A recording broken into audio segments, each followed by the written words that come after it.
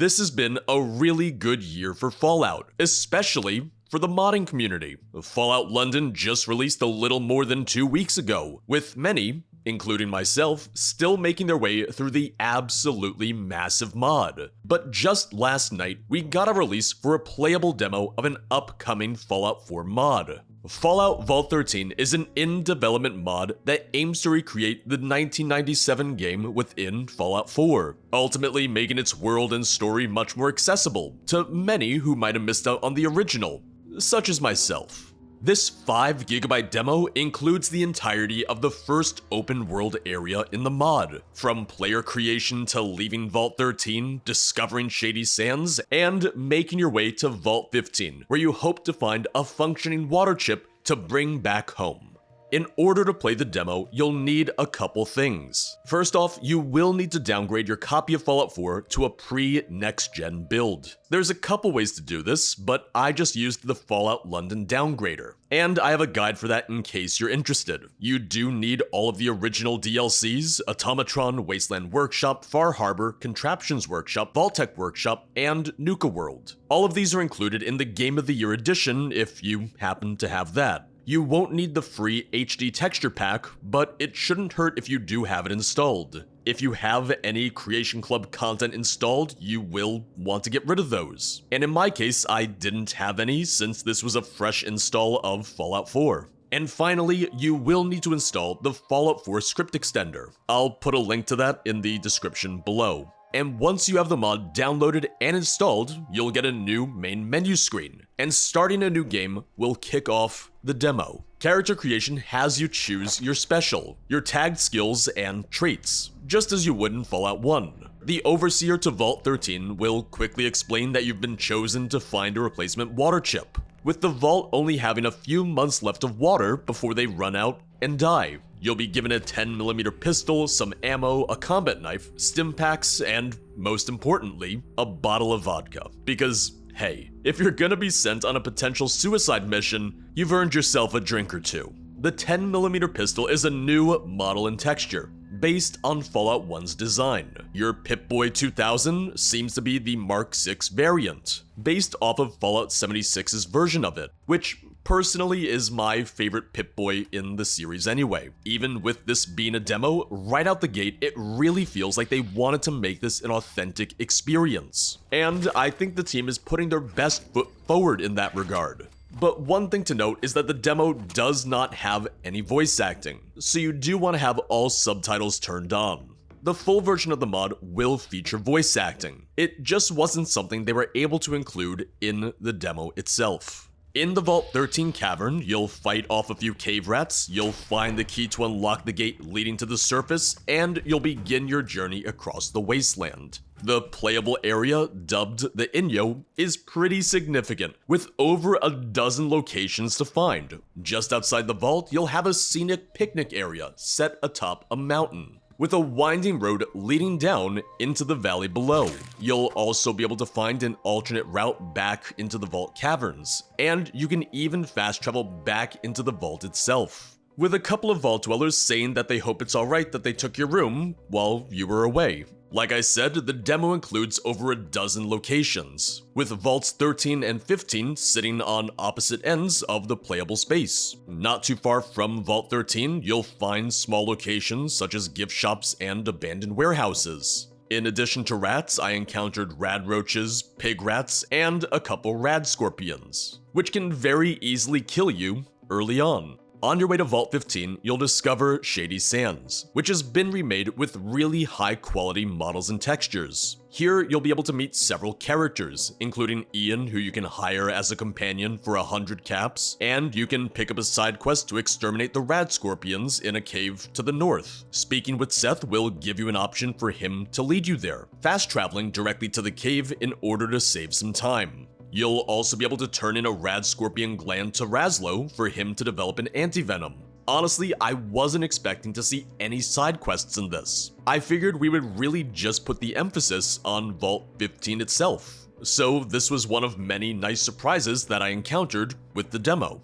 Leveling up gives you skill points that you can use every single level, and you'll get a new perk point every other level. The menu for this is fairly well done, with perks on the left-hand side and skills on the right. But they haven't added in all the animations for the perks just yet, which isn't exactly a big deal either. By the end of my time in the demo, which was maybe 3 or so hours, I had already reached level 6. But that was also with the Swift Learner perk for bonus XP.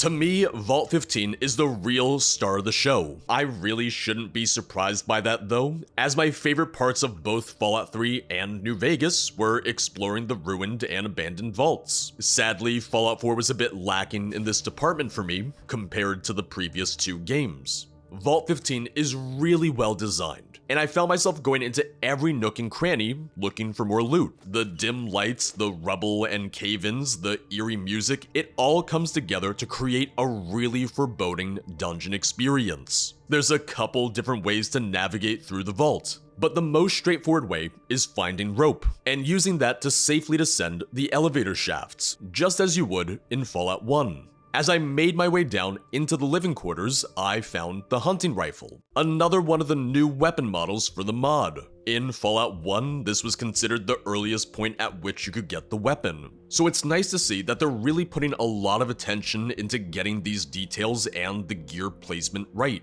That being said, I didn't happen to find any ammo for it in the vault, but you're really only fighting rats, cave rats, and pig rats in here, so frankly, the combat knife and 10mm pistol are really all you need. When you finally reach the end of the vault, you'll get a message saying that there's no chance of finding a water chip here, and that you'll need to search elsewhere. But just before leaving, you'll have a chest full of rewards, along with a 10mm SMG in the same room.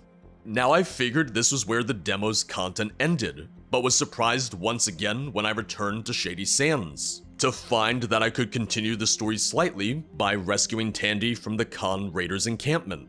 This was the only quest in the mod where I ran into bugs, with an objective to talk to Aradesh that I couldn't seem to progress. And when rescuing Tandy, I wasn't able to unlock the cell due to a low lockpicking skill, but she wound up opening it herself while I killed all the Khans. Both the Rad Scorpion Cave and the Khans Camp serve as the hardest parts of the mod, which to me provided a nice challenge. Vanilla Fallout 4 always felt a bit easy to me early on, but Vault 13's demo feels really well balanced to try and make some of these encounters feel a bit more challenging. From the Raider camp, I got the Desert Eagle and the Chinese Officer's Sword. All of the new weapons added have been really high quality, and I would maybe love it if we could see a standalone weapon pack released at some point. One of the many challenges presented by this undertaking is trying to take a 2D flat isometric game and turn it into a full 3-dimensional action RPG. Not just that, but Fallout 1 didn't feature a full open world in the same way that the later games do, so the mod authors have to design the entire world space, connecting each and every location,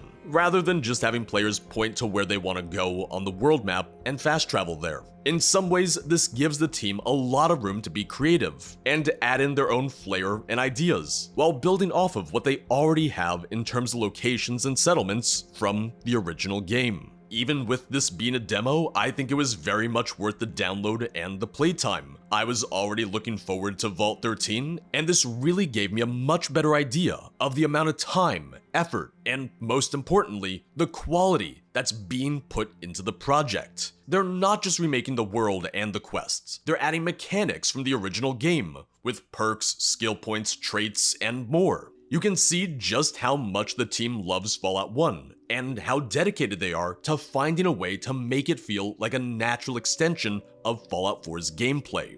But you might be wondering to yourself, what's the point of releasing a demo rather than just waiting until the entire mod is done? And there's a couple good reasons as to why releasing a demo can be beneficial to a mod team. In modding, a lot of major projects like this take years and years before they might even hope to see a full release. And during that time, players might forget about the mod, or they might begin to think that it's never coming out. A playable demo helps to show what has been accomplished so far, to give players a more tangible taste of the quality already put into the project. And it also serves as a great way to get more people to join the mod team, With these mods being solely volunteer-based projects, getting more eyes on the mod and getting more people to help out is a great way to keep development on track, and maybe even speed it up. For me, this was a really great demo, and I was incredibly impressed by what I've played. Having only played a few hours of Fallout 1 myself, before realizing that it was very much before my time and not really my kind of game, I was still incredibly happy getting to see the handful of locations that I did recognize from the bit that I had played. Already, this really feels like a love letter to Fallout 1, and hopefully it'll serve as a great way to get new players to experience its story.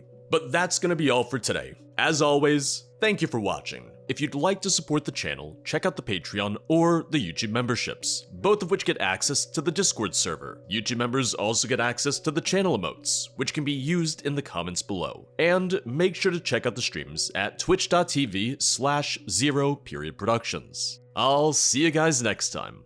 Bye bye.